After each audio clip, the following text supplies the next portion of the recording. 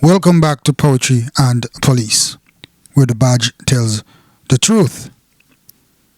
To my loyal subscribers, on a large, the members of the Jamaica Constabulary Force, Commissioner of Police, on a large, Prime Minister of Jamaica, Opposition Leader, all the people in Jamaica right about now, especially the people who have suffered from Hurricane Melissa.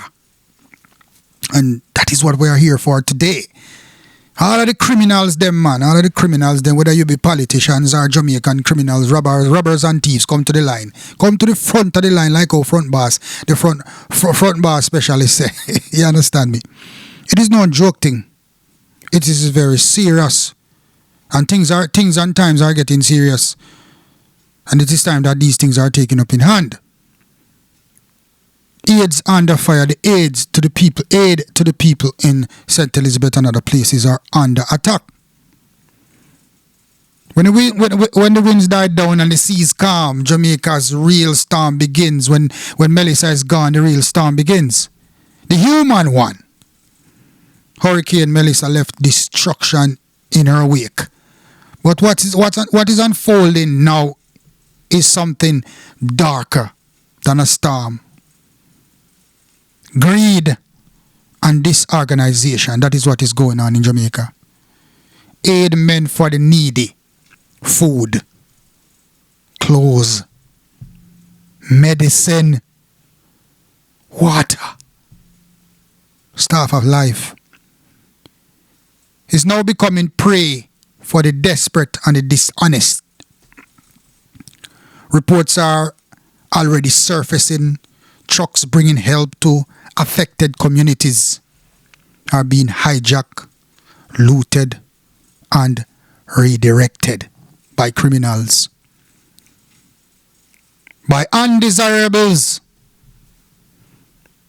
who have no care for nothing else but themselves, who sees it fit not to satisfy nothing else in Jamaica but their greed, their pockets. And this is not just a rumor, people, because I do not speak rumor and poetry and police. I don't have time for mix up and blender. According to the Jamaica Observer, it's alleged people that People's National Party Dwayne Vaz has accused former MP George Wright of hijacking hurricane relief supplies meant for Westmoreland residents.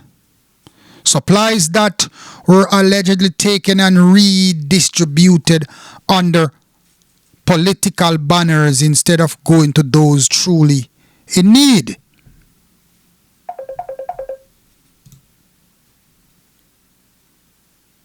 That's not just corruption, Mr. Prime Minister. That's theft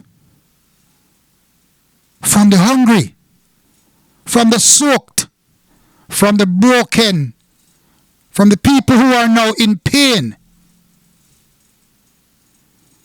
the people who are suffering unconscionable theft. And it is done by a politician. It is alleged to be done by a politician. Meanwhile, in other news, it is confirmed that shipments of international aid has arrived, but many communities remain cut off, unreachable, or left behind because of poor coordination and damaged infrastructure. The people who need help most are still waiting while others hoard or misuse what little gets through. It would appear as if it's every man for themselves. Like there's no organization, there's only grabbing going on. This is where leadership must rise now, Mr. Prime Minister, Mr. Commissioner of Police. Real leadership, not the political kind that always ready for a photo op. the government and the police force must now take full control of how aid is delivered. Organize it, people, organize it. Centralize it. And when I say organize it and centralize it, this is what I am talking about. As a policeman who has years of experience underneath my belt, I'm going to tell you this straight. When I say organize it and centralize it, I mean that if aids are coming in from Kingston, all the aids that are coming in from Kingston, say aids are coming in from Kingston, and people are using their cars, trucks, vans, everybody in Jamaica is helping. So right now, the good law-abiding citizens in Jamaica, the kind-hearted people in Jamaica, the patriots in Jamaica, who are willing to go the extra mile to help their brothers and sisters who are suffering the aftermath of Hurricane Melissa. There has to be some form of organization where they are concerned, because I am now concerned for their safety too. And Mr. Prime Minister, Mr. Commissioner of Police, their safety and the safety of the merchandise that they are transporting to the needy should be protected and should be paramount. So what we need to do, sir, meet up with trucks, assign escorts, and secure every route. Now, police is out in droves, use them properly. So let's backtrack a little.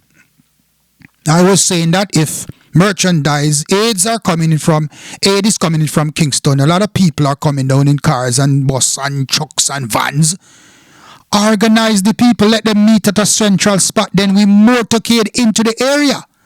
And in each area, if we are going to Westmoreland, we form a motorcade for Westmoreland. If we're going to St. Elizabeth, we form a motorcade for St. Elizabeth. If we're going to Manchester, then we form a motorcade for Manchester. And all motorcades must, with a whole heap of T behind it, must be escorted by a police team so that the people are safe and the merchandise are safe. And in the end, the people can get to where they want to go to help, and the help can get to the people who are in need of the help. That's why I say organize it, centralize it. The Prime Minister and the Commissioner of Police need to stand as one voice and one plan, because no amount of outside help will matter if it is stolen before it arrives. Jamaica doesn't need another storm of corruption. The people have already lost homes, properties, pride. They shouldn't have to lose their hope too.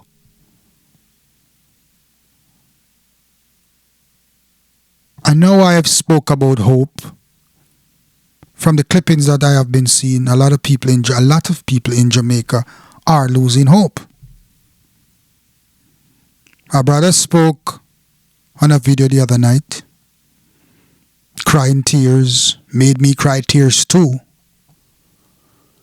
When he spoke of the atrocities that one has seen as a result of Hurricane Melissa, that there are unalive bodies laying around among the living, and that people are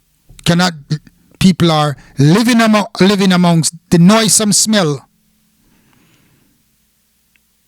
that is permeating through the air, dead animals, etc. And the brother was saying that the Prime Minister needs not to focus so much on bringing aids to these people, but rather to try to go 100% in trying to evacuate these people. My brother, you are right. But we have to face the fact sometimes that evacuation or evacuating people that we have no access to, that's the other problem.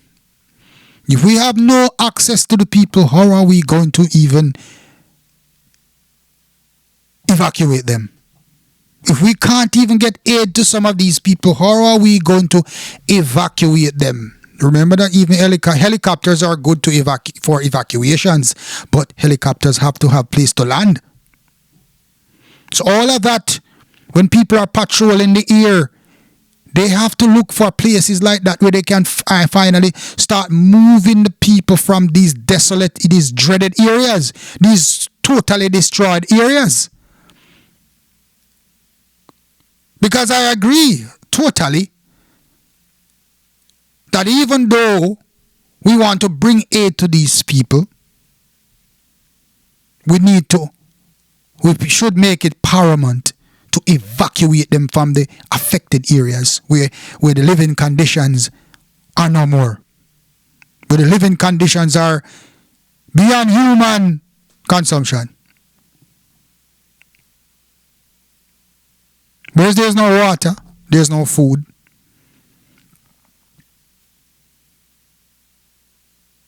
We have to organize and centralize. We have to figure out somewhere to evacuate these people to so they can be at least privy to food and water. And tents. Give them tents or tarpaulins to live under. If we have nowhere to put them, at least they're not in the affected areas wet and smelly and inhumane. That is what I'm saying to you, Mr. Prime Minister. This isn't politics anymore. This is about order. This is about who we are when the cameras are gone. Because I have said it before. In Jamaica, the real disaster starts when we fail to protect our own people from ourselves. Because it's no outsiders doing these things, you know. It's Jamaicans who are doing these things. Undesirables, as Renita Adams would have called them. Undesirables. Criminals. That even in a state, even when the country is in a state where people cannot help themselves, these criminals find it prudent to rob and steal. Now tell me, people, what do we do with people like these? Is there any law to cover these people? And whenever the police take them out to hear people talking all kind of stories. All kind of stories. Is the story about MP George Wright hijacking hurricane relief supplies meant for Westmoreland residents true? Is it just an allegation? Is it facts?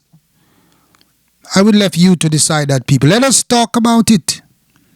Let us talk about these things that should not be happening in Jamaica, especially by our so-called leaders. Respect, you know. I must say respect to all the Jamaican artists them. Massacre, Sean Paul, Shaggy who will lead the march. And the rest.